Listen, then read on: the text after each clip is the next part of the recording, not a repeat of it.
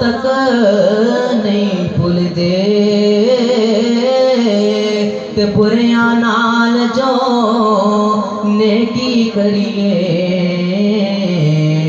او پٹھیاں چالاں چل دے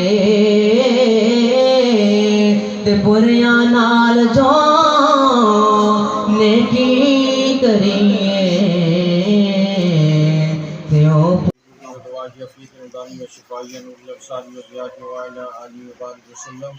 اللهم ربنا آتنا في الدنيا حسنة وفي الآخرة حسنة وقنا عذاب النار. اللهم ربنا هب لنا نورنا واغفر لنا إنك على كل شيء قدير. اللهم أحسن عاقبتنا في الأمور كلها واجرنا من خزي الدنيا وعذاب الآخرة. ربنا اغفر لنا ولإخواننا الذين سبقونا بالإيمان ولا تجعل في قلوبنا غلا للذين آمنوا ربنا إنك رؤوف رحيم.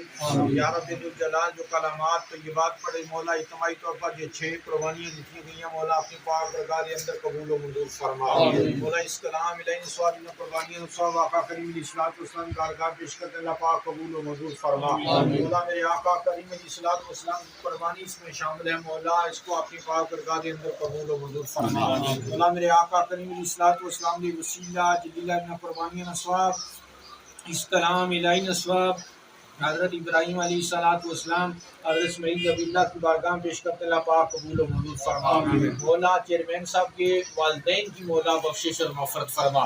مولا ان کی قربانیاں اس میں شامل ہیں. ان قربانیوں کی برکت سے دین کی برکت سے قرآن کی برکت سے مولا ان کی بخشش اور مغفرت فرما.